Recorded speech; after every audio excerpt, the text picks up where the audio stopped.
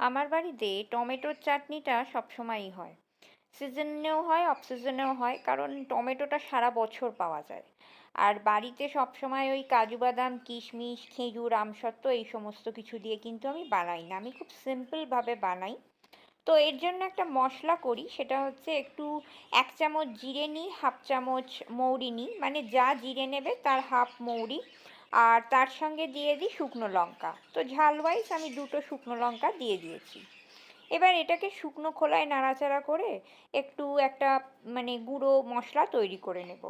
এবার normally frying প্যানে একটু তেল দিয়ে নিয়েছি, অবশ্যই সর্ষের তেল। তার মধ্যে দিয়ে দেব ৫ ফোড়ন আর একটু সামান্য নুন দিয়ে দেবো ওই টমেটোটাকে নরম করানোর জন্য যেটুকু লাগে।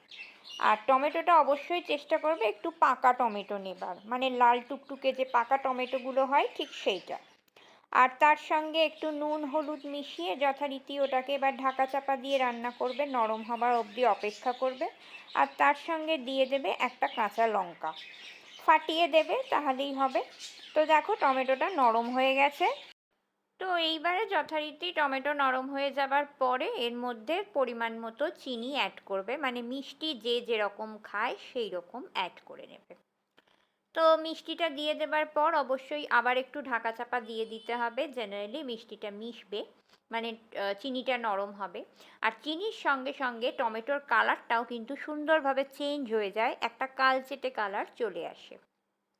তো মশলাটা আমার গুঁড়ো হয়ে গেছে, আর দেখো কালারটা কীরকম চেঞ্জ হয়ে গেছে। তো এইবার এর মধ্যে আমি যেটা দেব সেটা হচ্ছে গিয়ে একটা লেবুর টুকরো।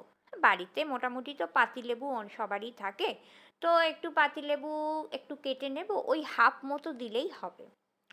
তো পাতিলেবুটা দিয়ে নেব, মানে আমি যেরকম টমেটোই করেছি, আমি ২ টো বড় টমেটোই করেছি।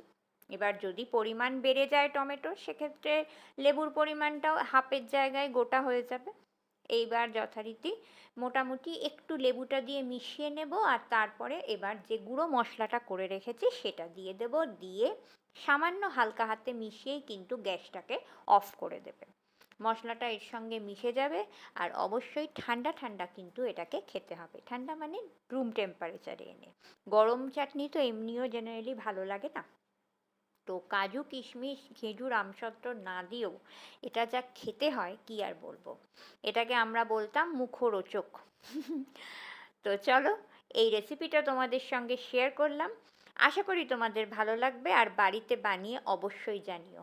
আর আমি তো মাঝে মধ্যেই এটাকে ঘুরতে ফিরতে একটু করে চামচে নিই, আর একটু করে মুখে দিতে থাকি, মুখটা ছেড়ে যায়।